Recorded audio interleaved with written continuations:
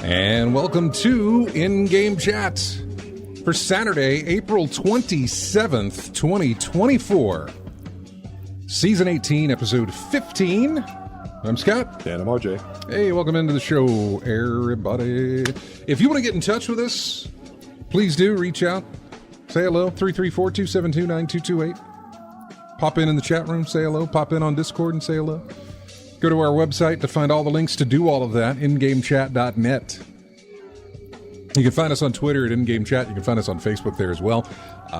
You can email us, everyone, at ingamechat.net. We're streaming right now over on Twitch, and you can go and watch us there if you'd like to. Twitch.tv, type in In-Game Chat. But again, like I said, go to our website, go to the very bottom of the page. Links galore for you to click on and join us, whether it be Discord, which you can jump in on and chat with us live on the air, or you can watch us on Twitch, and we've got a chat channel there where you can just sit there and talk with other people hanging out, which I know AC Wraith is in there, Lethal Migraine is hanging out, RJ and I are in there as well. So come on by and say hello, and welcome to the show. Clappity clap. All right, I'll put that there. Welcome in. All right, what have we been playing? I'll start with you, RJ. Well, I finally did it. I finally beat a deck. You beat a in Balatro. Deck! Hey! Congratulations! Finally. How long has it been since that game came out? Oh man, yeah. You did great. Yeah. That is fantastic. Mm-hmm. Which deck did you beat? It was the red deck. The first deck. Okay. I always wanted to start with the first deck. If I was going to beat any deck first, I wanted it to be the red one because that's Good the first one job. we did. So ain't that a great feeling? Yeah. And was it a little nerve-wracking on that final one? Yes, it was, because I was trying to figure out the best way to everything I've loaded up beforehand. Yeah. When you were talking about how you increase the level of pairs and two pairs, things of that nature. Well, what did you have for your jokers? What did you have for your bonuses? Let's see. I had one that gave bonuses to face cards. I had one that good job. That gave me I think it was scary face negative. So it was a polychromatic, so it gave me extra multipliers and things of that nature. Yeah, scary face, which I've got pulled up here. No, I do not wish to sell you. Yeah. Played face cards give 30 chips when scored. Yeah. So it also had that multiplier in there to go with it. I also had one card. I'm trying to remember. I don't remember the name of it, but it was something that gave me a bonus if I got rid of any sixes. Really? It really didn't mean it meant nothing. Yeah. But the fact that it was another polychromatic card, which gave me another multiplier, that was the did big nothing deal for me, but it gave me an extra multiplier, so I kept it. I know. Despite everything going on. Been there. And then there was another card that I had. It was a holographic. Was a holographic card. I think it was probably called Hologram. To be honest with you, the name of the card was called Hologram. I think it was called Hologram. Hang on, something like that. Let us go to. But you got to pull it up on your Steam Deck, right? Yeah, I'm going to the collection, and I'm going to go to Jokers. You think it was called Hologram? I think it was called Hologram or something like that, holographic or something like that. But whatever it was giving me good bonuses to use throughout that run. But anyway, I got to the end. I got to ante number 8, which is the last ante you have to beat before clearing the deck. And I was able to get the last hand in. It took every hand that I had to get to where I needed to be, and I finally got it. So I saw that it opened up the difficulty option for the for each deck. Yeah. So you got the white chip, which was normal difficulty. Then the red chip opened up, and it gave me. I think it took it took a hand away. You have less hands to work with. Yeah. So it ups the difficulty a bit. But I didn't want to go that route yet. I still wanted to go to the blue deck. Yeah, there's the I wanted to work on that hologram. one. I found the hologram Joker. Okay, you found the hologram. Yeah. You gain 0.25 multiplier per playing card added to your deck. Yes, so every time you add one, you gain just a quarter of a multiplier. So I got that early, so I started adding cards to the deck. And if I'm not mistaken, I believe I had like 58 cards in the deck by the time I got to the end. I know that So, play. yeah. So that was a big help. Yeah. Because I was getting 3 point something multipliers.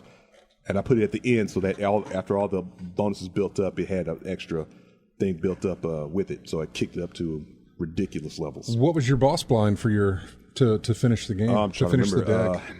You remember? It was something. It was something magical. It wasn't something that flipped cards Nice. over or did anything. Or it wasn't the fish, and it wasn't the hook. It wasn't anything like that. Because I think the hook and the fish were the ones that was giving me the most trouble. Yeah. As opposed to the one where you have one hand to play, and it has to be big enough to take out the blind. So I didn't have any of those to deal with. So it's basically it's basically like in all games, luck of the draw. Luck of the draw, massively really. luck of the draw. Yeah. And it's luck of the draw on so many different levels too, because you got to have luck of the draw on the kind of jokers you get. Yeah. You got to have luck of the draw on the kind of blinds, or at least the boss blinds that you get. Yeah. The tags at the bottom as well, because I think 2 of those that I got was sometimes it allowed me to get a holographic possibly holographic card in the shop. Yeah, there are luck of those as well, but in the straightforward game, even regardless, you can have all the jokers in the world, but if that boss blind is, the one about, there's a couple I could think of. Play only one hand. Yeah. I really hope that you're either low enough in the line that the score's not that gigantic that you can pull off that. Yeah. Or that you've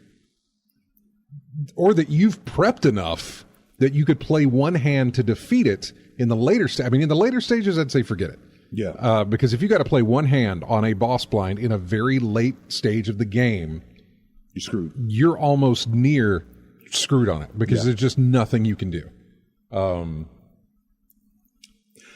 think. Did you jump into the blue deck next, or did you just kind of? I sat back a bit because I wanted to think back on what I did to get a rush. to that point. It's a bit of a rush to beat one of those where it's like, yes. Yeah, but I wanted to reflect on how I got there to this point. And really, I think one of the things that saved me was leveling up the hands that are easiest to get. I mean, it's easier to get a pair or 2 pair as opposed to a full house or a straight flush. Yeah. So work on building that, because I could definitely get a lot more pairs than I can full houses and straights and flushes and things of that nature. And I want to say, was it Amber Acorn? I'm was familiar. The boss blind? I'm familiar with that one. I think that was the last one I got there. I think it only applies when you get to Ante 8. It was something I've never seen before. Mm-hmm. So it's probably going to be for every deck. There's a certain set boss blind, a set boss blind. Maybe I don't know about that. But yeah, go. I'm not sure. That's a good question. I could play through one of my older decks and see if it hits the same one as each time, but I just don't feel like it does. I feel like it's an RNG. It's like a separate. There's a separate class of boss blinds that only. I would agree. That seems that only either. Yeah. I kind of agree. The higher you get, the more specific. I say specific, but the more that your boss blinds are going to be. I don't want to say not as bad, but obviously it's enough that the score is so gigantic that you have to reach. Yeah. To put any kind of, because my boss blind on the green deck, my final boss blind was the Violet Vessel, which is just a really large blind. You got 300,000 points. So it's called Violet Vessel? Yeah, that's the name of it. Okay, see, I've never seen that before. So like I said, I'm thinking Ante 8 for every deck, or when you get to Unlock Ante 8, something new if you haven't gotten there yet. There's going to be a special boss blind that you won't see until you get to Ante 8. Yeah. There's probably, like I said, a set type that's there, and you'll only see one at random when you get to Ante 8. Maybe that's the case. I'm not sure, but I think Amber Acorn was the one I got. Mm-hmm. I remember that. That was Amber Acorn for me on one of those. Because it looked special. Certainly looked a lot different than the other blinds I've been going through in all this time before I got to that level. Yeah. So I'm thinking that's the case there. But like I said, I finally got there, so I'm going to try to do the same thing with the blue, yellow, green, black deck, and the magic deck that unlocked for beating it. So I've still got a lot of work to do, but now I've got a more solidified plan of how to get to those. It's weird. Once high level antes. Once I beat my first deck, the other decks started to fall in line for me as far as like it. Seriously, I mean, we've talked almost every single week. We've done a show since beating my first deck. I have beaten a deck, almost a deck a week. Compare that to the times I would come on, we would do our show here, and I would come on and I would tell you, I played it again. No, week after week after week after week, I still hadn't beat it. But now it's like boom, boom, boom, boom. I don't know if it's because I've unlocked jokers this way, or I've kind of, just sort of unlocked more things that they can appear in the store. It's still RNG. Yeah. There's still, as best I can tell, I don't feel like there's any sort of a strategy you can, I mean, there is part way. It kind of is. But I believe there's a point where it's like you are flying by the seat of your pants as far as what they give you. You can only upgrade cards if they give you planet cards to upgrade. You can only get jokers that help you if they give you a joker that's going to help you, because there are some worthless jokers out there. I mean, they make a ton of them. Madness comes to mind. Yeah, I'd have to go look and see what that one is. I think the description was you lose so much stuff, and I look at the description, I'm thinking, how could that possibly help me at all in this thing? Yeah, there's one that's like, destroy all other jokers and do this. I think I've seen that. Might be it. Yeah, there's some horrible ones. But I think what happens is as the more familiar you get with the game, the more you start to recognize hands, you start to see the patterns. It comes more clearly to you. You have a strategy, like I said. You start to have a game plan of how to get through that deck and raise your score to get to the ante that you want to get to. But like I said earlier, I was making a mistake early playing, trying to boost hands that I would rarely get instead of getting hands that I get all the time. But the problem is that hands that you can get all the time, you have to put a lot of planet cards in there to do so. And it doesn't happen too often. So keeping that in mind, that's what I was. That's probably what I'm going to be trying to do with all the future decks that I'm going to work on. Did you play anything else? I played a little bit of GTA.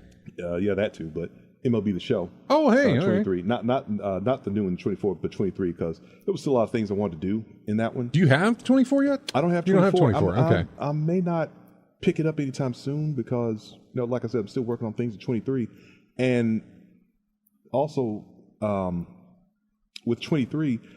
There was a lot of features in the game that I didn't get because it wasn't on the PS5. Right. So I'm thinking 24 might be more the same. Okay. I won't have all the features that's in the game because I don't have the PS5 to play it on. Curious what the features are for the PS5. Well, building your own stadium. Really? They can't put that in the they didn't do it for 23. It wasn't. I didn't see it available. So maybe that's the same case with MLB 24. And if I'm wrong, someone correct me. Well, at least the migraine's in there. So I was looking forward to 23, but pretty sure he'll let you know, because people were talking about building their stadiums and things like that for Diamond Dynasty, and I could not see it in the PS4 version. So missing features and anything like that. So probably won't be picking that up until further down the line when I get a PS5. So I didn't play that. Like you said, I did play some GTA online. There's a bonus with nightclubs this week, so I got to do some farming and selling in that one as well. Also took some time with Guilty Gear Strive, one of the fighting games that I got that didn't have a lot of practice on, so I just spur of the moment decided to play that and give it a little go and see how well I could do in that. I need practice. It's been too long, so I need to get some practice on that. Other than that, booted up also some Street Fighter 6. Oh, wow. I was looking at some... been a while for that, at least. Been a while for that as well, but looked at some online matches things of that nature. So Street Fighter 6, I'm really like looking at matches more than playing them, seeing how folks are operating in this game. Yeah. And it's pretty much all offense, man. Really, that's really the name of the game. Get as much offense as possible. I mean, from what I'm seeing, I mean, defense is nice, but it's really all about offense in that game. How well can you rush down your opponent? And every character in that game has a rush down capability. So learn how to see it, recognize it, and do what you can to defend against it. Because, man, I saw some lengthy combos that you just could not do anything about. When you get hit, you're stuck. You're done. So better luck next round. That was it? That's all you played? Yep. Okay. Yeah, I mean, there is, just like you, fighting game, GTA, Balatro, right? Mm-hmm. Balatro, Talos, that's about it for me. and the occasional Snap and stuff like that, but little phone games and stuff. But that's it. I thought about it because, I was talking about last week where it's like, yeah, I got Sunday. I'm going to and all I really did was play Talos. Just lots and lots of Talos Principle. I knocked out 2 islands. Whereas normally I'm knocking out maybe 1 per weekend, and one day I knocked out 2. And I thought about firing up Spider-Man 2 because I have that on the PS5. Yeah. But I decided against it only for the fact that I'm still in Talos 2. I realized that when I fire up Spider-Man 2, I'm probably going to get kind of hooked into it and want to, play it. And I just really didn't feel like I wanted to have that choice. In other words, I don't want to have to choose between playing Talos 2 or playing Spider-Man 2. Because both are a time sink, really. Well, I don't necessarily know about a time sink, but my head is so... My whole head is just drenched in Talos 2 right now. The puzzles I look at, I have a pattern, I have a thing. Every time I land or every time I go to a new area, I have this, thing that I do or whatever. It's very much a almost OCD-like experience where I don't want to throw another game in there because I don't want to be distracted from my concentration of what I'm doing with Talos. I also don't want to get into a situation, which I've gotten into before, where I get a good ways through a game, go play another game just because it's like, hey, let's break off. I've been doing this for a while. Let me go break off and play something else, and then get really wrapped up in that to the point where I've abandoned the other game. Mm-hmm. And I felt like throwing in another game, or at least a game like Spider-Man 2, would do something like that for me. Yeah. Would tear me away from the other one, or I would play a little bit of the Spider-Man thing, but then I would stick to Talos and then come back and still feel like I'd have to play the intro over again or something just to get back to it. It's pretty much the same thing that happened with... it's been well documented about your experience with Last of Us 2. Right. And I don't think I'll ever pull something like that again, but and it's not a sense that I'm afraid that I'm going to do it, but I just gave it some thought and I just said, nah, let's just stick with playing Talos right now. Yeah. Maybe down the line as I get much closer, because I was only at like 50, I'm probably at 70% complete on Talos 2. Okay. 67, 70%, something around there, is where my completion is on Talos 2. So I'm getting closer and closer, and then I think when I wrap that up, I'll jump into Spider-Man 2 as well. Also with Balatro, I beat the green deck. The green deck, you get $2 per remaining hand and $1 per remaining discard each round. But you earn no interest. Now, it used to be when you had, you'd earn $1 per every 5, I think? I think it's per 5, yeah. Yeah, per $5, you'd earn another $1. And there is a way that you can increase that with some vouchers and stuff like that, but you don't earn any interest. And the interesting thing that I found, because I beat this deck, is that money was an issue in the beginning. Yeah. Totally an issue in the beginning. And I can't see everything that I did in this round, but I can tell you, or on this playthrough, but I can tell you the jokers that I had. I can also tell you that I beat this round. Let me go to the run info and tell you my poker hands. I played 1 full house. Okay. Through the entire whole thing of beating the deck. I played one full house. I played 2 flushes. Mm-hmm. Those ranks were still like level 1. I never increased those. Mm-hmm. I played 8 3 of a kinds. That was still level 1. I played 10 high cards. 10 high cards at level, God, my eyes. Level 8. Okay, now that's something I've never bothered trying to level up. High card. I know. I'm going to tell you why I did that, though. Okay. I'll get to you that. And then I played 30 pairs. Mm-hmm. I beat this game on pairs. That's it. That was level 6, by the way. Not 2 pairs, just 1 pair. 1 pair. That's it. Pairs. Okay. It should say that. Pairs, not 2 pairs. You didn't have to have the trousers Joker, did you? Trousers. Hang on. Pants. No. No, you didn't have that one? Okay. No. I got a rare Joker early in the game. Okay. I think it was something that either unlocked in the store or whatever. I got a rare Joker early in the game called the Baron. Each king that you have in hand gives you a 1.5 multiplier. Okay. So the goal then was to make as many kings as possible. Mm-hmm. Every time I got a tarot card, especially the one that says pick 2 cards, turn the left card into the right card type of thing, just make it a king, make it a king, make it a king, make it a king, make a king. In fact, let's look at the deck. I had 1, 2, 3, 4, 5, 6, 7, 8, 9, 10, 11, 12, 13, 14, 15. I had 15 kings in my deck. How many of them modified? Oh, Lord. Sure. Let me give you that answer. 1, 2, 3, nope, 2, 3, and 4. Okay. Only 4 of them were modified. But they had to stay in the deck? They had to stay in your hand. In your hand. Okay. I had to make sure they were in my hand. For every king you had in your hand, the play that you made would get a 1.5 multiplier for each king. Mm-hmm. Odd thing about this, and I need to go back and look at this. We talked about when we're playing Balatro that the order of your jokers matters. Yeah, because you can have jokers that add to your multiplier, and then you have jokers that will multiply the multiplier. Right. You want to add everything first, and you want your multiplies to happen at the very end. Mm-hmm.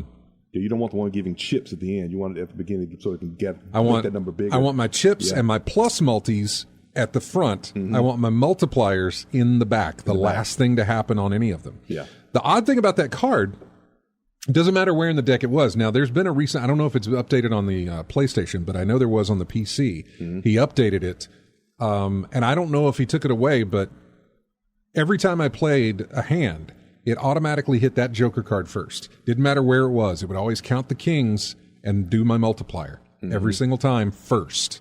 Then it would do the rest. And I don't understand why that was unless he's made some change. Mm-hmm. I can't figure out why that is. Or cards like this that depend on cards in your hand in order to modify always trigger first, possibly. I don't know. It's one of the some priority thing probably that's in the game. Because I think the steel cards do it too. When you have it's a steel card. Yeah. Yeah, when you have a steel in hand, it will. I'm just trying to think of anything that involves in your hand. Any type of bonuses that they offer. Are those always counted first? Because I'm trying to remember I don't know if it does so. I don't know because this is one of the, other than the steel cards, but those aren't Joker triggered. Those are just there. They're just there, yeah. Yeah, so that obviously works different, and maybe that's what it does. It treats those like steel cards, and it looks at your hand first, then your Joker second. Yeah, possible. That's very possible. Anyway, So I loaded myself up with kings, as you could hear with that. Then the next thing was, even though I was loading up with kings, what was the other thing? Oh, that's right. Again, early on, I found a spectral card, the one that gives you a legendary Joker. Right. And I got something called the Triboulet. Played kings and queens each give ×2 multiplier when scored. And you had these at the same time? I did eventually, yes. So that way... So you got to... Right. Oh. So I've got a bunch of kings, but the kings that stay in my hand give me a multiplier, but the kings that I play give me a 2 multiplier. So there's a lot. So right. Which one do you do? Yeah. Well, so then I started loading up not only on kings. If I could duplicate a king, I would. Mm-hmm. If I could duplicate a queen, I would do that. Mm-hmm. Queen would always take at that point. Queen would take priority over king. Yeah.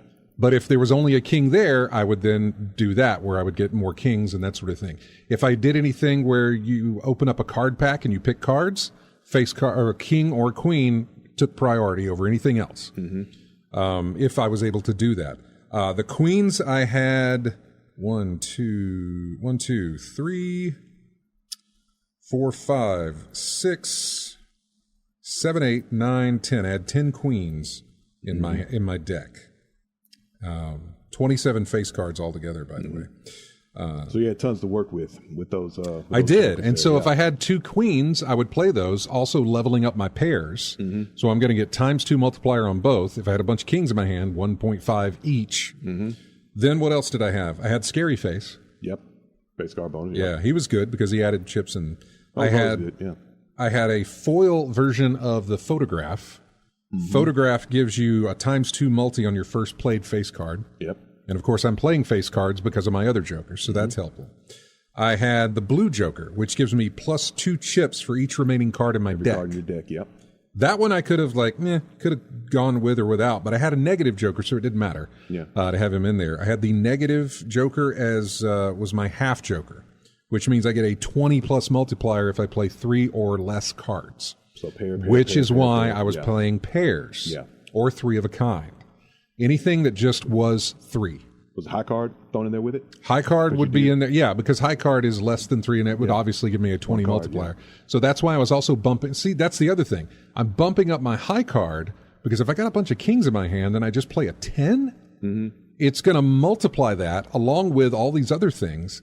It'll get my high card, even just 1 card. It's an ace. That's going to be great, you know? So that's going to be good. I had a couple of steals in my deck. I had a jack that was a steel card. I had 1 steel card in my deck. That's odd. So yeah, whenever he popped up, I was like, ooh, nice. I created some stone cards because if I'm only playing pairs and I have a stone, that's 50 extra chips, and I get the +20 on the multi. There's a whole bunch of math that goes with it. Yeah. But man, it was working great. But you need it. I mean, those blinds get pretty big near the end. So yeah. Yeah. You need all the help you can get. How about the glass cards? You ever use those or just skip them? If I have them in hand, I would use them just because I need them. Yeah. They didn't break as often as I figured they would. Well, it's like a 1 in 4 chance? It's a 1 in 4 chance of it breaking. But I mean, Jesus, I get a 1 in 4 chance of that stupid wheel tarot card changing one of my jokers. And that thing feels like more than 1 in 4 when it goes off. It just feels like it does not work all the time. So yeah. That was good. That was my run. Let me go back to the main menu here for Balatro. But yeah, that was my run on Balatro. And of course, like I said, I played. Let me quit out. I played Talos Principle 2 as well. See, now you're doing all the downloads. Oh no, you're done. Okay. Yeah.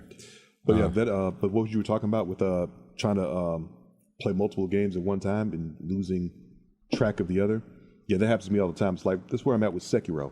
Sekiro, I'm at the point where, like I said before, I may as well start over from scratch. And I will eventually start over because it's been far too long since my last playthrough, since my last playing of the game, because I wasn't finished at all. Yeah. So I just may as well start over. I just have to remember I can't turtle with the shield like I do in Dark Souls. Dark Souls, like so I gotta parry. I gotta learn to parry. My parrying timing has never been the best, so I gotta get to work on that. Have you kept your eye, or have you taken a look at all at Stellar Blade? The news around it, yeah. I've looked at all the news and everything about that. Yeah, it's as far as I can tell, and again, we talked about this before the show. I kind of breeze through headlines and not really reading articles, but breezing through headlines. Apparently, the game's doing very well. Yes, the reviews on it are doing very well, and I say it's turning a lot of heads, but I think it's opening up a lot of eyes. I think there was a time there before it released where not necessarily that nobody was kind of looking at it, but nobody was like, okay, it's there, kind of looks cloney by, Near Automata scene, the stuff like that. And I can't remember who the publisher on it is or who the developer is. Shift Up. That's who it is. Yeah. I want to say a Korean studio. So it's not coming from it's not coming from your souls, it's not coming from your platinums, your froms, your platinums, whoever did Liza P. I want to say that was a Korean studio as well. But not this one, not Shift Up. Not Shift Up, I don't think it was.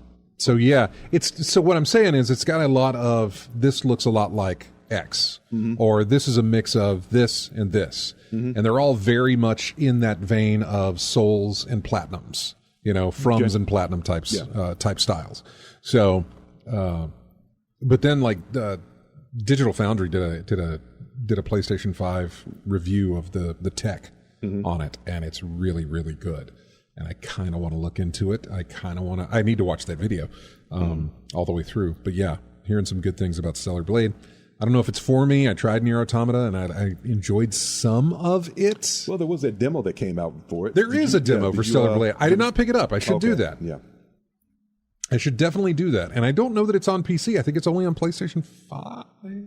Probably is, yeah. But, I think it released yesterday, right? Was it yesterday? I think it released yesterday. What?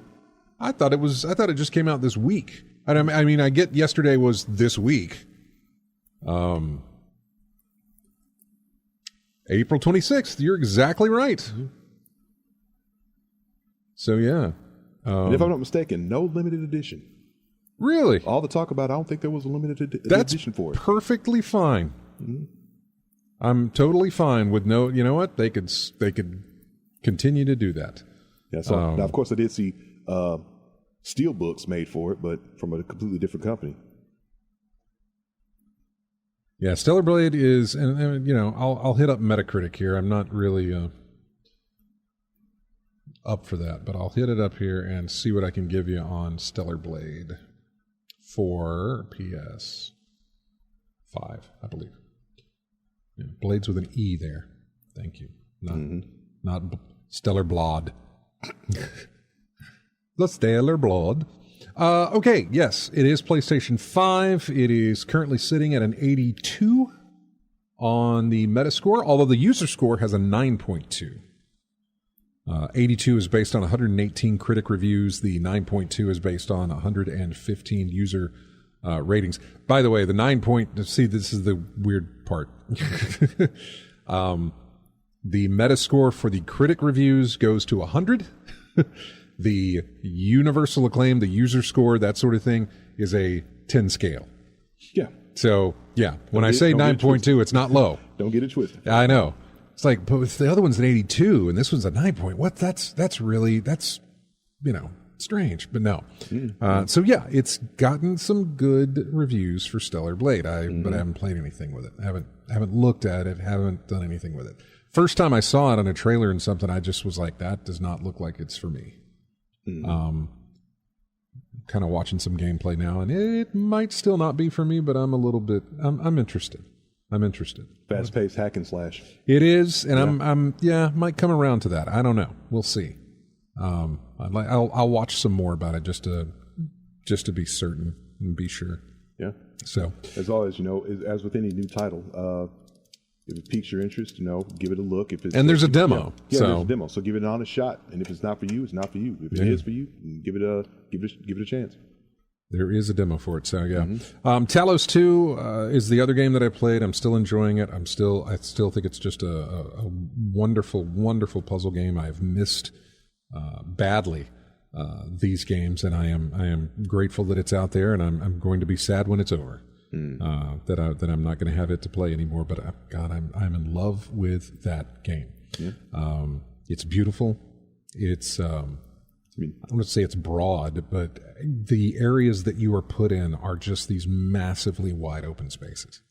Everything, it feels like, and I haven't tried it, but it feels like you could go just forever in one direction.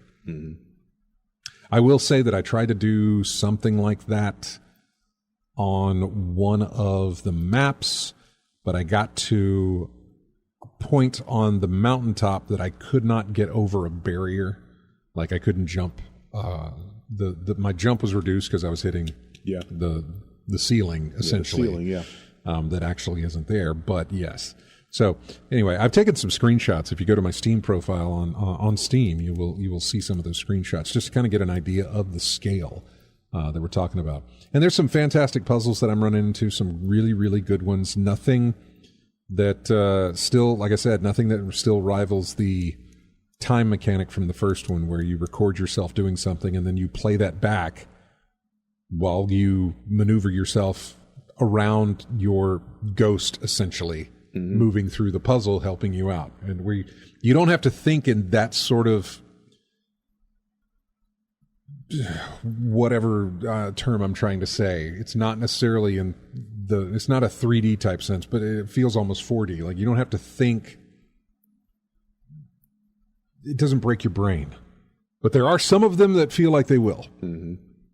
So, but yeah, loving that very, very much. We're going to take a break, and when we come back, we're going to take this phone call if they're still on the line, and we'll do that when we come back, and we'll probably jump into the news, of course, which we have up here. We're definitely getting to news today. We're not going to do what we did last time, which was just skip over any of this stuff. I've got so much here to talk about.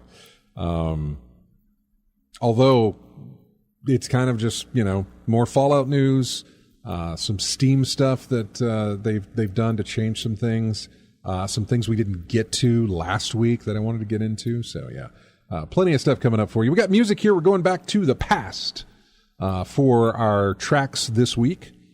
This is a track from a game called The Sword of, maybe it's Laser. It's LXSOR. The Sword of LXSOR. This comes off of the X68000 machine. I'm not sure exactly what that is, but it is an old PC. So we'll play this, and then we'll be right back with more of In-Game Chat right after this.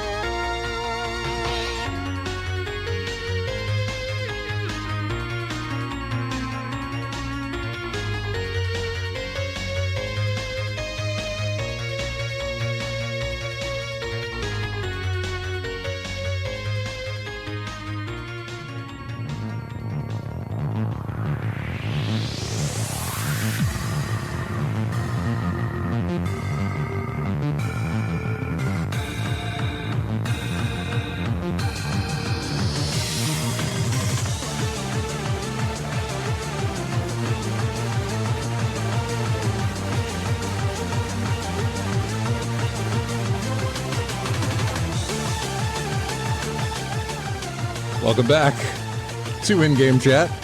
Care to throw a guess?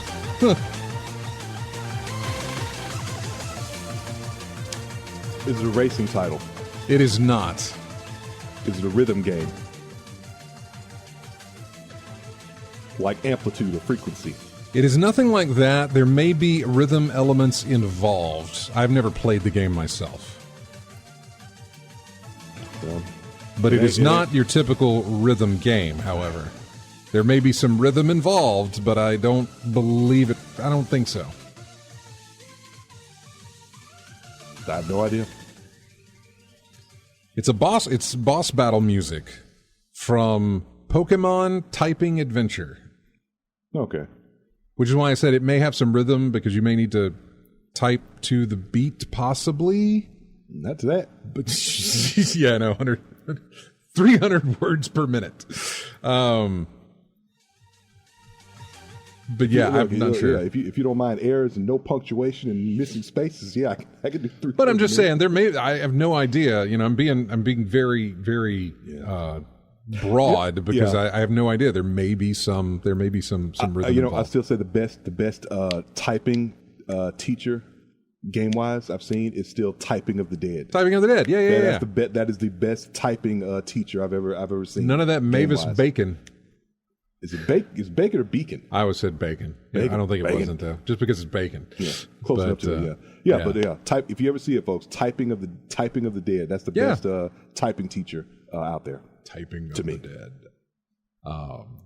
Man, there's another game that was coming out that involved typing. I played the demo of it, but it's not out yet. I've got it on my wish list on Steam, and I'm not going to go through and do the whole. Let me open up my Steam again.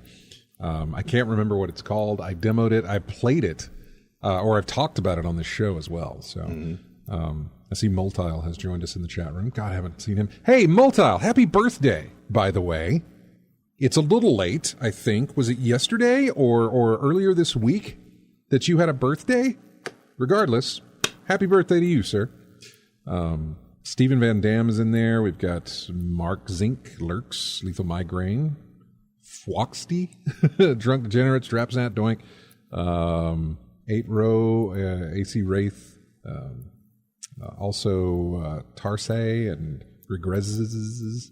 Just trying to read everybody's chat name in there. So, yeah, April 24th was his birthday. So, happy birthday, Multa.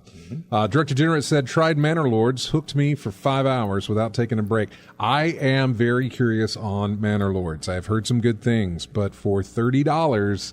I am not jumping in there right now, or whatever it is. I think it may be 25 on sale at the moment, or 23. But I am not jumping in there just yet. But I've heard very good things. Manor Lords is basically all I've been hearing. On the PC side of things, it has been Manor Lord, outside of Fallout. On the console side, it has been Stellar Blade, and is there anything else? Not much else on the console. Probably Fallout. So yeah, a lot of that, and I'm very interested in Manor Lords, and we'll get to that here in a minute. We're going to go to the phones and talk to Chris. Hi, Chris. Since you were talking about Drunk Lorenzo's birthday, that was very surprising to me because me and him could have been twins. Oh, it's Multile's birthday. It was Multile's birthday. Oh, Multile's. Okay. April 24th. Mm-hmm. Yeah. That same mine is too. That same day. You were born. Oh, you had a birthday this week, April 24th. Yep. Hey, well, happy birthday to you, Chris. Yeah, nice. But anyway, did you do anything for your birthday? Just hung out and just took it easy and absolutely relaxed. Nothing. There you go. Yeah. Best way to spend a birthday. Best way to spend any day. Yep. Of course, you're all probably dying to know about the VCR. I mean, it has been on my mind every single day this week. I have thought nothing more than what has happened with your VCR. I'm being very facetious there. I mean, you fixed it, right? It's, of course, you got it fixed. It's working. You put in the tape. I don't have to make some great radio here, but yeah, I got it to work, and I got around to watching that tape. Like, bet you did. Now I'm pulling your leg a little bit. It's somewhat working. Oh, really? Well, we got the light in there and tested out the tape and everything, and didn't have no picture coming through, but there was sound playback. We got some sound out of it. Boy, that takes me back. Can't see anything, but I can hear it. I was using the old Pokemon tape, but the way it sounds like if you've ever taken an old record player and put your thumb up against the spindle and slowed the turntable down. Right. Yeah, I know what you're saying. That's what it sounds like. Maybe it's like 30% or 40%. So would that be a drum or a head or something like that? That's either moving slow or not connecting. It's got 3 heads in there. The first head that the tape passes by is the erase head, where if you're recording something, it'll erase. It'll erase. Yeah. And then the drum that spins in the center, that only does video processing. Okay. And then after it goes around that spinning drum, it goes by a reed head that does the audio. So the audio is at the very top and bottom of that tape, and the video is at an angle and striped, where it goes through there, and that's basically how it works. So I've been tinkering with the thing, trying to figure out cleaning the stew out of the heads and everything and scrubbing them down like crazy. Then I decided one day I was going to get out the old remote. The remote for this thing is a wired remote, just like a controller for an old system. It was not wireless. Like 25 or 30 feet long, and it has the seek options on there that are not built into the front panel for the controls. When I was seeking forward, I saw a distorted colored video from Pokemon. I actually saw some video. So it looks like the read head is working, but maybe it's not going through there at the right speed, which I don't know if it's a belt or mechanical issue, a motor issue, or the circuitry driving the motor. So I'm not going to worry about it. It's pretty much a lost cause because that thing got probably close to 100 electrolytic capacitors that are over 43 years old. Yeah, because when you fix one, you'll find some other problem. And then you fix that, you'll find another problem. And eventually you'll get to something where it's like, well, they don't make these anymore. And the price to buy a replacement part is skyrocketed. Or it's because it's so hard to find that it costs too much even just to have it shipped over or whatever the case may be. So I totally get it. I get it. Chris, I hear what you're saying about this VCR, and I'm thinking like Christmas lights, a string of Christmas lights. It's like so many lights on this thing, and one of them is causing the whole thing not to work properly. For the most part, yeah. Yeah, you got to find that one. There's no telling. Yeah. But anyway, like I was saying, when my mom helped me out and everything, when we got it back together to test it and everything, I told her the whole story about what I brought up, and then about the other local caller, who was it that called after me? I did. Oh yeah, that was Biloxi Gambler. Biloxi Gambler, yeah. And told him about what Biloxi said, and she was harping on me and pulling my leg and joking with me. He said, "Yeah, you're embarrassed. Go ahead and go get the tape anyway. If you're too embarrassed." And I actually did put the sucker in there. Of course, it didn't work, but she was right there and told me, "Yeah, you don't have the guts to go get it. Just go ahead and get it and go put it in there." So I did. That's your own doing, man. That's your own doing. But it was so funny, But I've been tinkering with the thing, and I've got a rubber tire that drives fast forward and rewind. But if I don't have a tape in the machine, it'll do fast forward and rewind, but it will not with the tape in there. And I have a feeling it's something similar to like a squirrel trying to go up a pole that's got grease on it with bird food at the top, and he may make it up there sometimes, and he may not, but most of the time he may not make it up there at all since it's slick. Mm-hmm. So that tire on there is probably wore out and got a slick surface on it, and I'll at least replace that tire and get that functioning back. But other than that, I'm not going to worry about it. But I did try to actually record some gameplay, through a video game system. I hooked the Nintendo up to it, and it still passes the signals through there perfectly fine. Yeah, okay, good. Mm-hmm. So, I mean, it's almost there, but, I'm going to just cut my losses, and it's not worth it. Just hang on to it, because more than anything, it's just a memory. It'd be nice to have good memories, bring it back to life, but I'm not going to ever use it. I mean, there's no point in putting that much into it if I'm not going to ever use it. I agree with you. I agree. Yeah. Well, we're at the top of the hour here and got to take our break. Did you have any other games you played or anything else before we go? Picked up a bunch of collectibles and stuff from the game store in Prattville, this and that. But I'm also going on with the Fallout news and everything. I'm waiting on them to see if they can fix the PlayStation Plus upgrade to for the next gen systems and stuff. But I thought that was coming. Didn't that already release? Yeah, it's already released, but there's an issue. If you had bought it regularly through the store... That's right. I remember reading about this. You're right. Yeah. Yeah, but of course, like me and a lot of other people, I got the free PlayStation Plus version when I bought the system, the PlayStation 5 system. Yeah. And it doesn't apply to that one, but supposedly they're they're getting on and checking into fits and that, so I'm just spending my time and waiting on it. Okay. All right. Okay. But then again, if need be, I do have the physical copy of the disc from years ago, so I may do that, or I may just wait because I'm just getting lazy where I don't want to put the disc in there. Yeah, I get it. I totally get it. I Spider-Man 2 is on my digital because I don't have to do a disc. I prefer it when I can. Crazier, it was recently on sale, like 3 or 4, maybe 5, a few days before for $5. And if they would have advertised or everybody would have known this, I would have bought the $5 version instead of trying to have to spend $20 just to get the upgrade. To do your upgrade, yeah. I get it, man. Totally get it. Yep. Well, thanks for calling, and we'll talk to you next week, all right? All right. See y'all later. See you, bud. Take care now. Bye-bye. All right. Bye. The game I was talking about was Crypt Master. That is something that AC Wraith had put in there. It's kind of a typing game. It's called Crypt Master. The whole way that game is set up is just beautiful. It's all done in black and white, but it is amazing looking from what they've done. We'll be right back with more of in-game chat here. We got music from another game that goes to the X68000, whatever that is. It's a game called Overtake. The track is called Make a Wish. We'll be right back with more just ahead.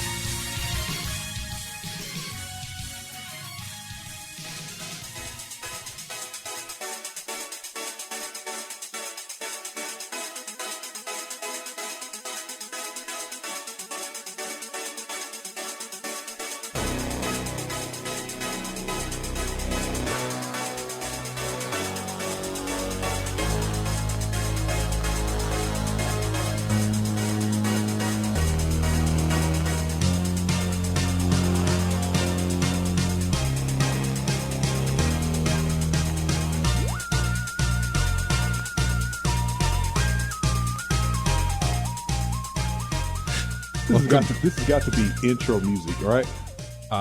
No, the track is called Beach. So I have no idea if this is an intro music or not. It's a game I never played, but it's for the SNES. Okay. It's a game like intro music to me for some reason. Yeah, probably the chords and harmony at the beginning, I guess. Yeah. It's a game called Pluck. Pluck. No, Pluck. P-L-O-K. Pluck. Pluck. Okay. P-L-O-K is the name of the game. Pluck. On the Super Nintendo Entertainment System is where that comes from. And the track is simply called Beach. Beach. Let's see. Side-scrolling platformer by British studio Software Creations. Yeah. Okay. Whatever happened to them? Not that I haven't heard of them before. Hadn't heard of them since. Although they may have turned into something. I have no clue. Possible. No idea whatsoever.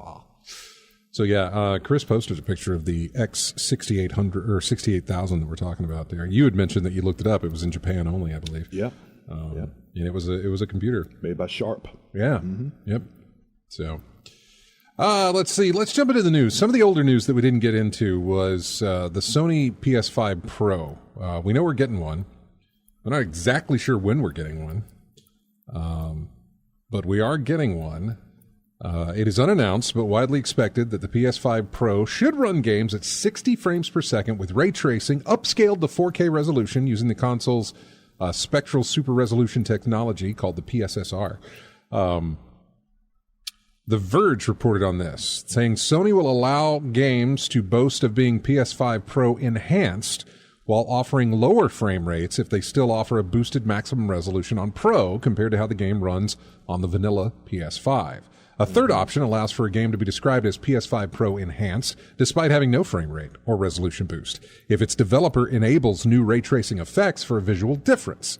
So throwing this on your game means you're going to get a number of different things that may or may not be. Hopefully they'll describe them in some way. I'm not sure. What you run in here, I guess. Well, okay, let me go further in the article. Sony has clarified where the enhanced label cannot be applied. When games with variable resolution see a small bump, but their maximum resolution remains the same, then the label cannot be used. This is going to be ridiculous to have to parse through this.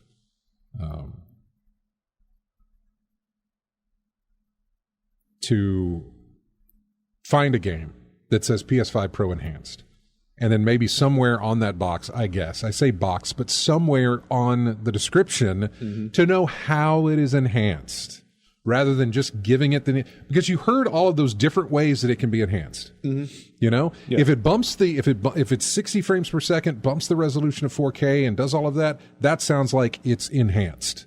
If it does the other stuff they were talking about, where it, where else do we have a third option? Where there's no frame rate or resolution boost, but they added new ray tracing effects for a visual difference, that also qualifies as enhanced. Then tell me that, you know, if I'm going to buy your game, don't put. One of the interesting things that you got when Microsoft did it for Series X, and they called it, God, I'm falling back on what Sony's calling theirs enhanced. Series X enhanced. That's not what they called it, and I can't remember what it is. Lethal Migraine and everybody else in the chat room there probably can remember what it's called. But that there was a specific rule that if it had that on there, this is what that meant. It meant that you're getting the highest resolution that game can put out, at least according to your TV anyway. And I don't think it mattered on frames per second. It was either capped at 30 or capped at 60, you know, something like that. I can't remember. I'd have to look that up again to see. But it always felt like if you're getting that, then that you're getting the game that's going to run optimized on a Series X, even though it may also be available on the Xbox One or, you know, a previous Xbox title. If it has that, whatever it is, for Series X thing, I can't remember. It kind of said, okay, you're getting it at the best it can be for the Series X. The PS5 Pro Enhanced, whatever it is, I don't know. I just need it to be more specific or more concrete, I suppose. Not a variation of, if it says enhanced, then it could be any one of these things, which is why they talk about get Digital Foundry on standby, because every single game that gets released that's PS5 Pro Enhanced, they're going to have to do a thing on and say, well, we didn't see a bump up in resolution, but we did see a bump up in ray tracing. So that's what you're getting from it. You know, either tell us as you release that, hey, it's enhanced, but this is how it is. Or go do better about the classification of it. I don't even mind if you take the enhanced label and split that up. Resolution enhanced, frame rate enhanced, overall, I mean, you know, something that gives it a more specific thing that the consumer can know right off the bat that, hey, I've got the one that's going to play the best. You know, well, listening to you describe this thing, it just seems to me that also minimal. Is it even worth picking up the Pro? Oh, the PS5 Pro? If the bump up is that, meh. Nothing to really write home about. I mean, well, slight upgrade on those things is even worth picking up. Lethal Migraine would tell you no. And currently I would tell you no, but I'm only going to tell you no because right now the PS5 Pro does not exist. And we don't know exactly how it's going to exist. In other words, we don't know the specifications on it. We still don't know a lot about it. We just know we're getting it this year. We don't even know what the price is going to be. We don't know anything about it yet. So I can't really say yet, like, if it's worth it or not. I would say no. I would say if it drives down the price of a regular PS5, you jump on that. You jump on that PS5. Yeah, the 5. Yeah. Yeah. Well, no, look. Well, let's talk. Let's compare what happened with the PS4 and the PS4 Pro. How big of a difference was that one? For me, it was a difference because of the hard drive. Faster load times? It was a faster, because I want to say they went to an SSD, right? Or there was always an SSD, I think. Was it? I don't know. Let's see. There was had one, but I think one of the features was faster load times. If it was faster load times, then it probably was. I want to say it was faster load times, but I can't remember all the different things of the Pro. I had the Pro, and I'll tell you the only reason I got the Pro was because that GameStop or whoever, and I want to say it was GameStop, were doing a promotion where you could turn these things in, and it cost me $50 to get a Pro after trading in some games and my old PS4. And so the PS4 Pro cost me like $50. So that's why I jumped on it. And I had a TV that could do what it was doing, but still. Yeah. I was looking at a quick look up. The PS4 Pro default came with a spindle drive, but you could update the PS4 hard drive with the SSD. The PS4 or the PS4 Pro? Sorry, PS4 Pro. That would have been it then. You could upgrade your current console's drive to an SSD and breathe new life in an aging game machine. Yeah, because I did exactly that. I put an SSD in there. The standard is a 5,400 RPM hard drive. Yeah, is from the article saying bone-chillingly slow at this point. So an SSD would be a nice upgrade. So yeah, you could do that with a PS4 Pro. And I did that. Yeah. So yeah, there was one of your differences. So the ability I thought to it upgrade was. So was there ever a version that came with an SSD? Of the PlayStation? Of the PlayStation 4 Pro. I don't think so. Yeah. I don't think they moved to that until the PS5. Yeah. And at that point, they put an NVE in it. Yeah. So basically, just what I was trying to say is compare what happened between the PS4 and the PS4 Pro. We're getting more of the same with the PS5 and the PS5 Pro, possibly. Yeah, I will also agree with Lethal Migraine that the other thing that it did was the fan on it did not sound so loud as the original PS4. Jet engine? Yes. Yeah. I absolutely agree with them on that. That was not a selling point for me. It was kind of a cherry on top, but I was getting it because of the resolution that it was putting out, the upgraded load times that you could do when you put your own SSD in it, which you could do, and the fan thing was just kind of a plus. But not that it matters now. My PS5 and the Xbox Series X both have very loud fans on them. And maybe the PS5 Pro fixes that fan noise, I suppose. I don't know. I mean, between when I cleaned out my PS4 for about 2 weeks, fan was like really, really quiet. And I thought it just must have been a collection of dust and things like that. So I cleaned it out, but then, like I said, 2 weeks later, jet engine. Yeah. Again. So, man. Yeah, I know. Maybe just a higher quality fan would do, because there's so many replacement parts out there, third party parts for the PS4 that could do the same thing. So Lethal, I believe it is, but only when I'm putting any kind of stress on the system. Whenever I play something that's which I don't play a lot of. I can't remember what I tried to play there, or was I downloading something? It's on PS4? No, the Series X. I can't remember. I remember hearing a loud fan thing, but I mostly get and I'll tell you, I mostly get the loud one from my PS5 because I've been spending more time on my PS5 with God of War, the Ragnarok with God of War Ragnarok, and a couple of other games that I was playing on the PS5. Yeah, it was making that fan spin, and it'll do it again. Maybe it was Red Dead. Maybe. No, I can't remember. Well, I know on the PS4, if I take Warframe and put it on max resolution, everything, that'll definitely get the fan blowing. It might even shut the thing off, saying it's too hot. Yeah. Sometimes on MLB The Show, it'll do that. I want to say one of my Souls types games did that, but I can't recall which one. Maybe either Elden Ring or Dark Souls 3, because I was playing both of those at the time and remembering the fan was blowing pretty hard at some point. But I definitely remember a maxed out Warframe will get my PS4 sounding like a jet engine. Yeah. I do that on my computer, my PC, but I have my fan curve set to where, when the CPU gets into this temperature, I want you to, ramp the fans up. Pace, yeah, pick it up. And of course, whenever I render the video for the show, I can hear it. I can hear it in the other room. Let's see what else. Yeah, very. Jeez. Talking about PlayStation, and then talking about my PC, Ghost of Tsushima. Good job. Thank you.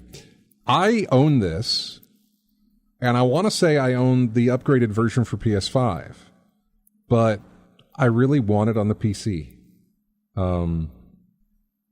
They're going to have cross-play for it in any kind of, I guess, multiplayer or cross-play. I don't know about cross-save, but still. It's going to be the first game to utilize a new overlay. It's a PlayStation UI overlay. It's optional. You don't have to do it, but it's going to be for PC. It'll allow players to access features like their friends list on their PlayStation, their settings, their profile, that sort of thing. But most of all, the UI also includes trophies with both the PlayStation 5 and PC versions of the director's cut of Ghost of Tsushima, sharing a single trophy list. The PC version also has full support for achievements on Steam and the Epic Game Store as well. So you'll be getting trophies on Steam or Epic on your PC, as well as carrying them over into your PlayStation, your profile on PlayStation as well. Right. They are so close, if not already there, to where they're integrating. It's a fantastic move by Sony to do this. I mean, you would think so after releasing The Last of Us, Spider-Man, God of War. What's the Alloy? What's the Horizon? Horizon both Horizon games on PC, getting to that point. The Uncharted games they put out on PC, not all of them, but they put out Uncharted 4 and I was about to say, which ones are missing? Uncharted 1, 2, and 3 on PC. But Uncharted 4 and what's the one they did? Lost Legacy? Yeah. Those got PC releases. I believe they did.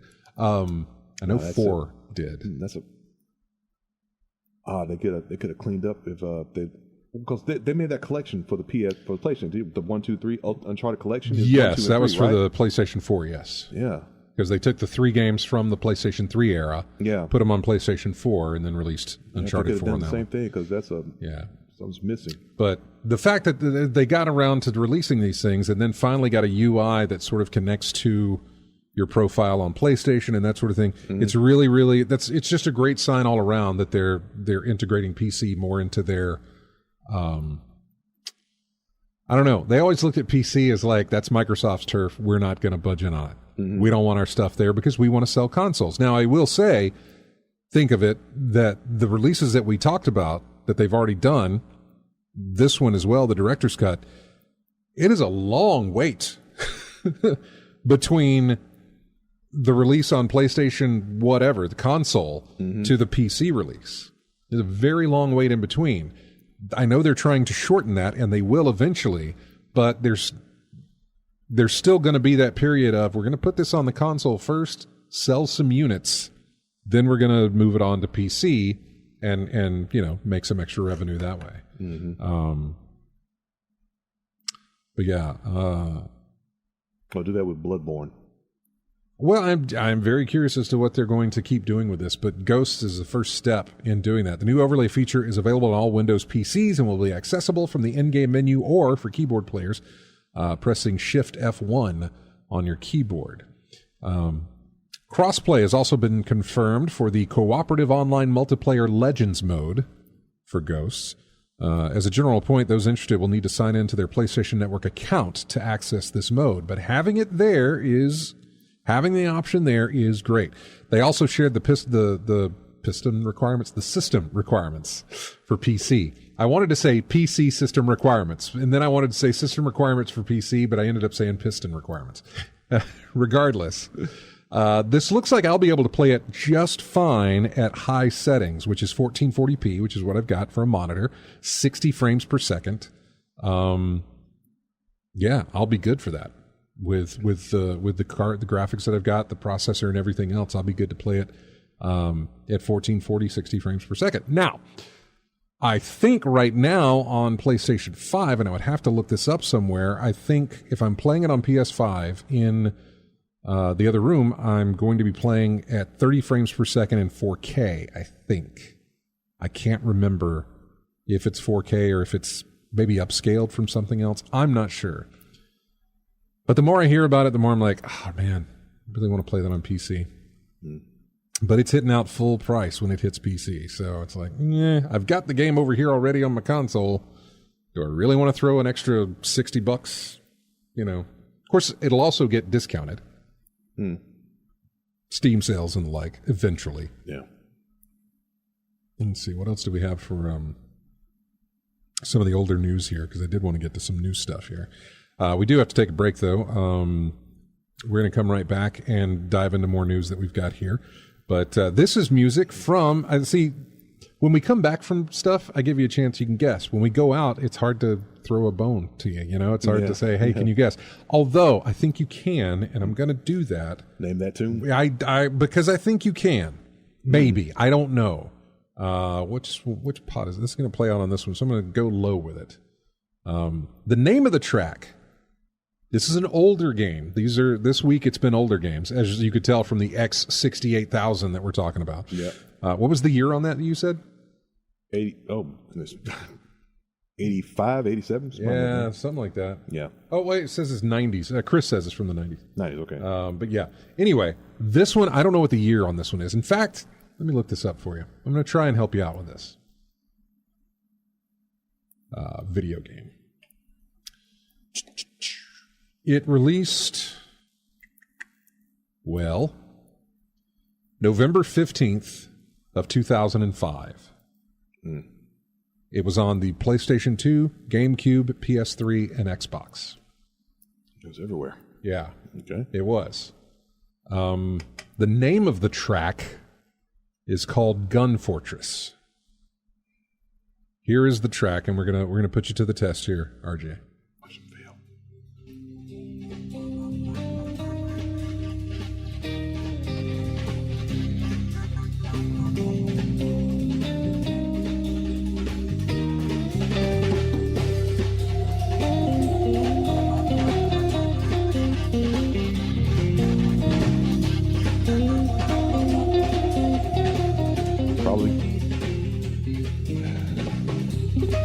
It is part of a franchise. No idea. It's not ringing the bells. I thought it had a little bit more punch than this, but it doesn't. Shadow the Hedgehog. Never played that one. You never played it? No. I didn't either.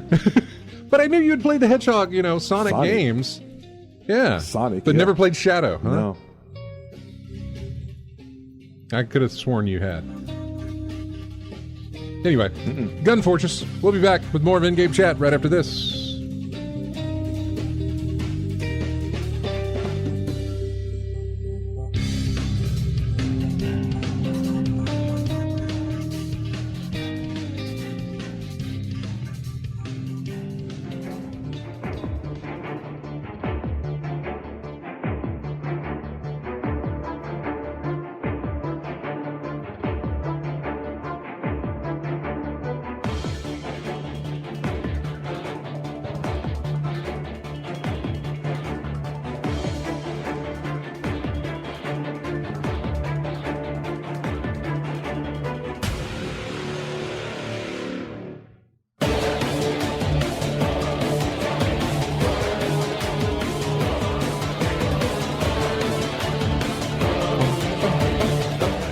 Welcome back to In-Game Chat.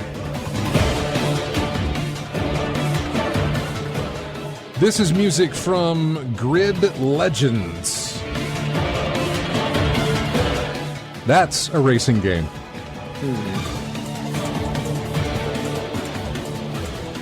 Name of the track is called Raven West.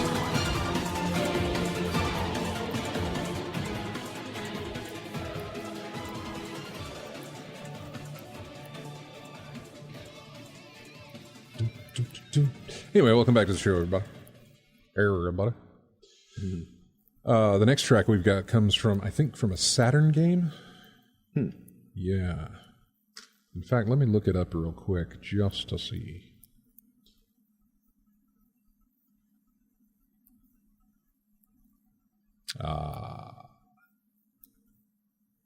It says developers, but what was the system? Platform, Sega Saturn. Yep. All right. You had a Saturn, right? I still have a Saturn. It's a game from 1998. Still works. So you want to give a shot on that one later? This see if you can do this one. Yeah, I'll fail that one too. But yeah, I'll give it a shot. I think it's a horror game on the Saturn from 90. What did we say? 98. Yeah. So yeah, we'll get to that. Yeah, we'll get to that.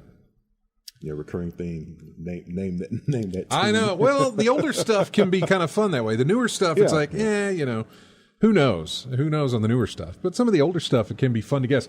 I don't have any clue, honestly. There was all of this stuff. I never played Plock. Yeah, on the SNES. Yeah. Never heard of it until. I know. Yeah. So yeah, there's that. Let's look over some of this stuff here for the news. I'm still in the older stuff we didn't get to last week. Just reading some headlines here. 70% of developers are concerned about the sustainability of live service games, suggest a new study. Well, that would be great, but you're talking to the wrong people. The developers don't want to make a live service game, I'm almost positive. But the publishers want the developers to make a live service game. Yeah. Look, they're not gonna change their minds until they see how bad it's hitting the wallet. It's just ridiculous in some cases, but I don't think it's going to get any better. Didn't Fortnite announce something with like Taylor Swift or whatever? Again, these are headlines that blow right by me. Yeah, I wouldn't be surprised if she did. And it's Fortnite gets into everything, doesn't it? It does. It does. And that's a live service game. And that is going to, if there's any sort of connection that way, it's going to just pull in a ton of people and they're going to be like, look, it works. Yeah. Well, I mean, what's the example? What's the term? Catching lightning in a bottle? Doesn't happen too often. So if you're trying to be the next Fortnite. You're right. It doesn't happen too often for a lot of games. Yeah. We talked about a long time ago, and in fact, just to bring it up, it is the, it's the 20th birthday of City of Heroes. Mm-hmm. 20 years old, City of Heroes. We were playing City of Heroes. And then you know what caused us to stop playing City of Heroes? World of Warcraft. World of Warcraft released. We lost James. We lost a couple of others to World of Warcraft. I tried to play it and couldn't get into it. But then, because World of Warcraft exploded like it did, there were a bunch of followers. Mm-hmm. Age of Conan, I believe, is another one. There was a ton of different, MMOs. We got to put in, people are doing this. We got to get on the MMO train, right?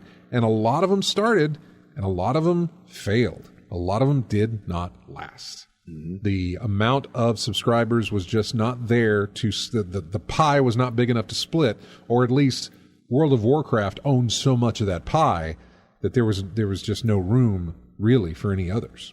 Mm-hmm. And now you ran into it with PUBG back when it released. Mm-hmm. And it's like, what were they called? And now I'm forgetting. Battle Royale type things. It's like, all right, we got to throw a Battle Royale.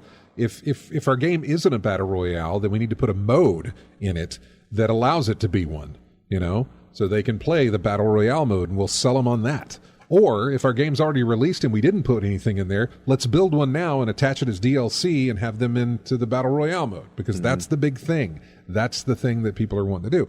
And it isn't just the publishers that do it. I mean, it's the companies as well. I mean, we saw the Wii released, and it was like, all right, put motion controls in all of our systems. PlayStation Move gets released. The Kinect gets released. Those sort of things come out. And motion controls were all the big rage with that. And, I'm not saying the stuff died, but the fad didn't last. Thank God. It did not last.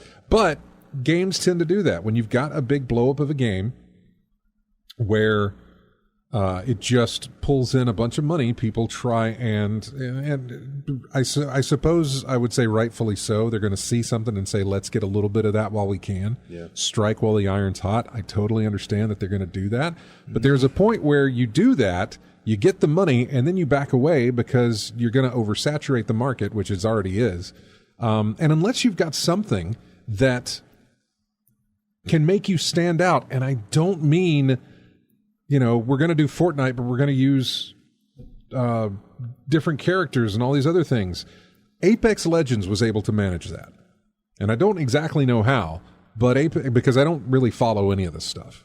I can't tell you what's different about Apex Legends and that's different from Fortnite, mainly because I've never played Fortnite, and Apex I've only played just a little bit of and never really got into.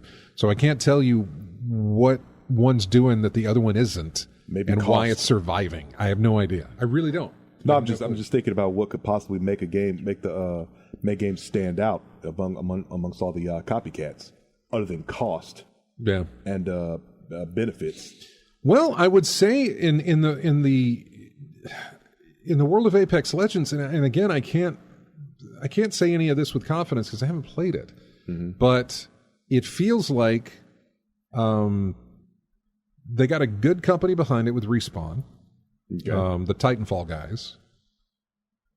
They were able to sort of jump in on that and tone it down a bit, I guess, with, I don't know, I don't think there's crafting in Apex. I don't know enough about it to know what the difference is in setting aside there. And again, we're only comparing these two, but there's a lot of others. And there were others that have died, that have failed. Yeah. I remember they put a bunch of different modes, like there was Call of Duty, they put in like a survival, a battle royale survival mode type of thing. Battlefield, they put one in that. God, they were coming out of your ear with all the different variations of survival battle royale type of games. And some of them worked, some of them didn't. The fact that they're all free to play, and that was the difference. That was one of the differences going back to the MMOs that we're talking about. MMOs was a monthly subscription. Yeah. So your game really had to have something, because number one, you better have something special to have. Yeah. Pay. Number one, we're going to buy the game for this much money, and then we're going to spend per month on it afterwards. The games that we're talking about now, these type of games, the Fortnite, the Apex Legends, that sort of thing, all free to play. Yeah. You don't have to buy anything. You just get to play it. If you want to buy stuff, it's there, and a lot of times you will, but it's completely free for anybody to play, which also goes to the fact of there's no cost to entry. So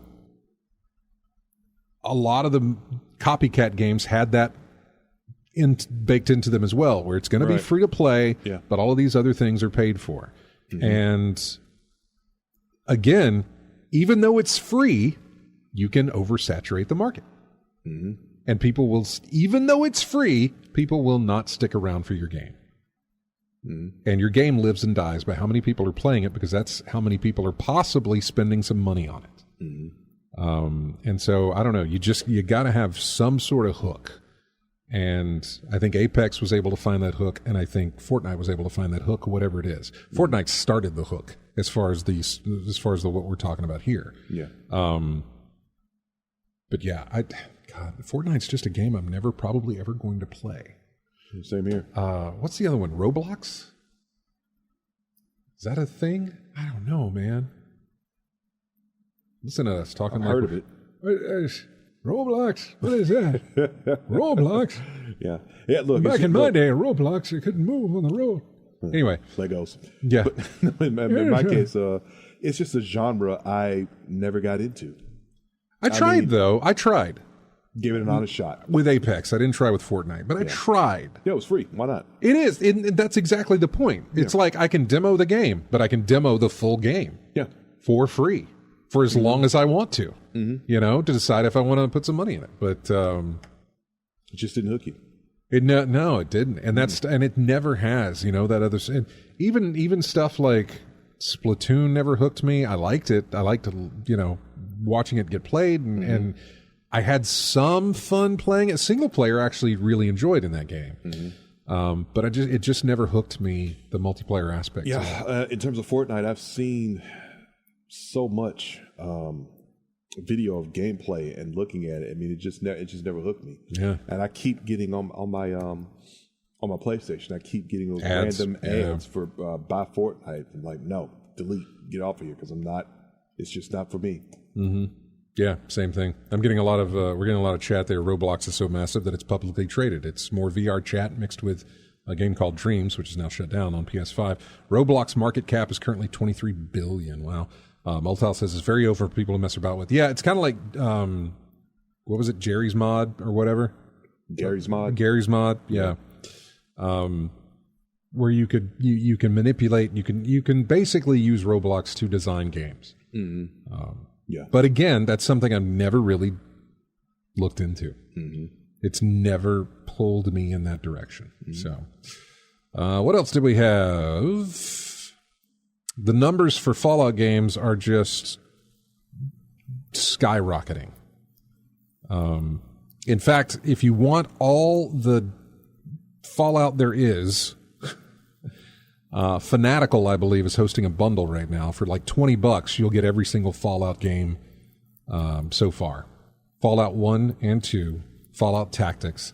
You'll get Fallout 3 Game of the Year Edition, which comes with everything it needs to come with. Mm-hmm. You'll get Fallout New Vegas Ultimate Edition, which is everything it needs to come with. Mm-hmm. You will get Fallout 4 Game of the Year Edition, which comes with everything it needs to come with. And you'll get Fallout 76. Let's see. Still have to finish New Vegas. 3 I've played to completion. 4 I've played to completion. Have not picked up 76, and I've never played anything before 3. Fallout 3 was my first Fallout game, actually. So Fallout what? Fallout 3 was my first. 3, yeah. It was my first Fallout game. Mine too. Mm-hmm. Mine too. Why don't you go away? Anyway, it doesn't matter. Let's see. In a couple of tweets from the official Fallout account, Bethesda revealed that almost 5 million players were recorded in total across all of the titles in the Fallout series during a single day. To put that in context, that's almost 1 million more people than the entire estimated population of Croatia as of 2022. We didn't get an idea of exactly how much one game in the series contributed. Bethesda celebrating the fact that Fallout 76 attracted over 1 million Vault dwellers to drop in over the course of that one day. It's a very good thing, even if it probably is leading to a lot of folks logging in to see that their usual something spots were already occupied. It's certainly a stark contrast, both in terms of popularity and public opinion from the game's well-documented rocky launch. I was just about to ask if all the issues been fixed in Fallout 76 so far. They've had a good. It's not the kind of comeback story like Hello Games with No Man's Sky, but they have had a good comeback story. The Fallout 76 team. Okay. They weren't too bad to begin with. There were some issues. They were nothing like what No Man's Sky was. Mm-hmm. But they had some issues at launch, and they worked through them. And honestly, the series is bringing people back to that. The series now has people looking at it saying, well, let me go back and give Fallout 76 a try. And they jump in. Hey, this ain't bad. Because they have upgraded it. They've done things with it. And just people never returned. It's one of those things where it's like the game's broken, I'll return when they fix it. And then you actually never return. Yeah. You got other stuff to play. Even though you hear that it's been fixed, you're like, I've been there, done that. But now you're going back, and And apparently the community is fantastic for Fallout 76. That's the online version of Fallout. Speaking of Gary's Mod, they're removing 20 years' worth of Nintendo-related items from the Steam Workshop because Nintendo has sent a takedown request. What the weird part about that is that there's 20 years' worth of Nintendo-related items, and now they have said, yeah, you need to pull the plug on that. I get it. I hate that. I wish there was a point at which if you don't put out the cease and desist by this time, you can't. Like if you're aware of it at this time and you wait 20 years before you say, okay, that's enough, you shouldn't be allowed to do it. It's like you should have chopped that off way early, but they never did for some reason. Hey, look, still their property. Yeah. By the way, Steam has changed their refund policy. They tweaked it just a little bit. Just a bit. Steam's refund policy remains pretty much the best in the industry. Valve made a small change to how it considers a certain tier of games. In recent years, more and more major releases have started allowing customers to play early. By that I mean, hey, you pre-ordered, you get 3 days of early access. You get to play 5 days early or something like that. Usually this window is 2 to 4 days, and players get it by buying or upgrading to a deluxe, ultimate, and other kind of expensive edition. However, Steam's refund policy never took those extra days into account. In other words, when the game releases, you then have 2 weeks to turn it, or 2 hours of gameplay or something like that before. I can't remember how long it is.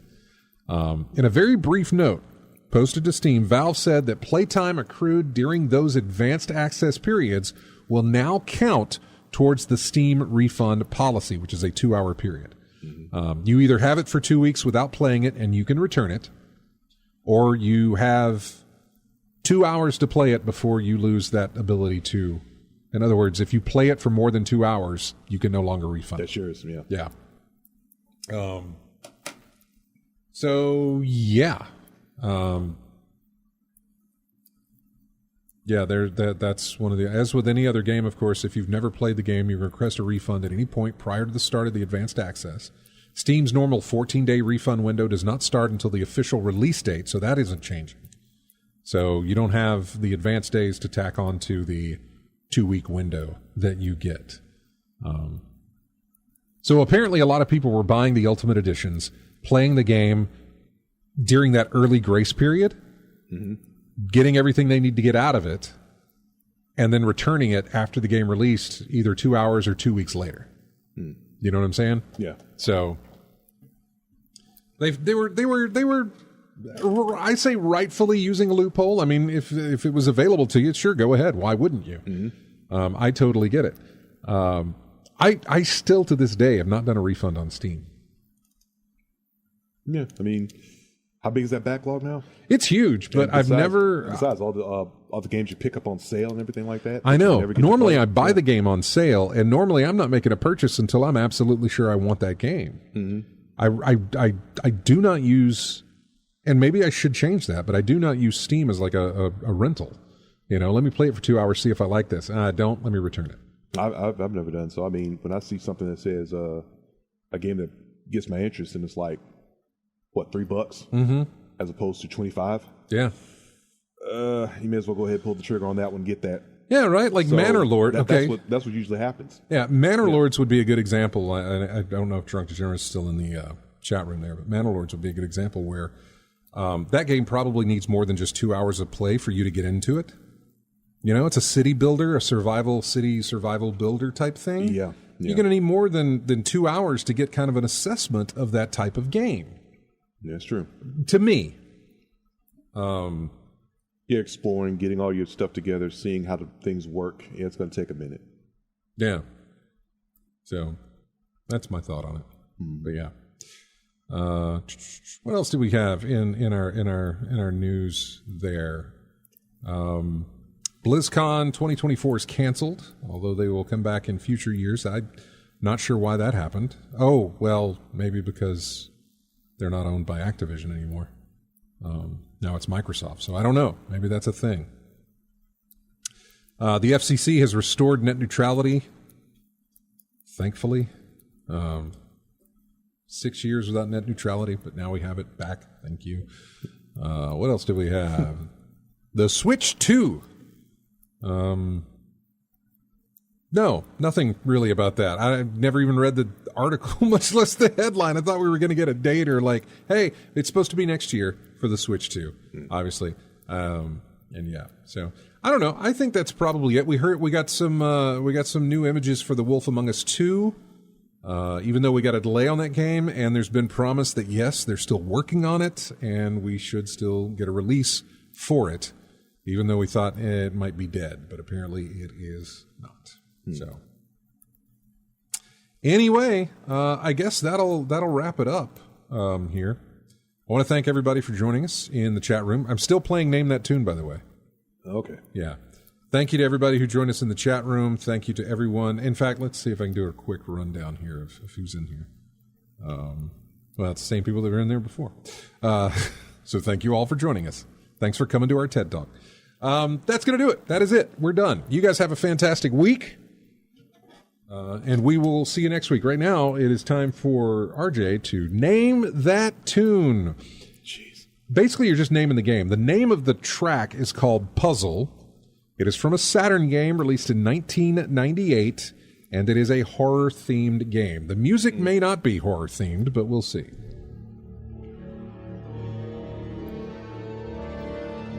Sega Saturn.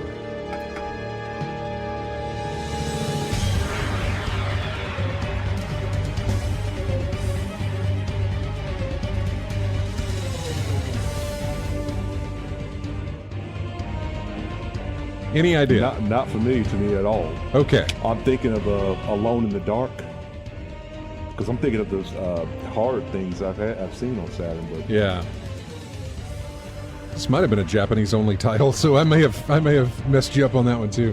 It's a game called Deep Fear. Oh, okay.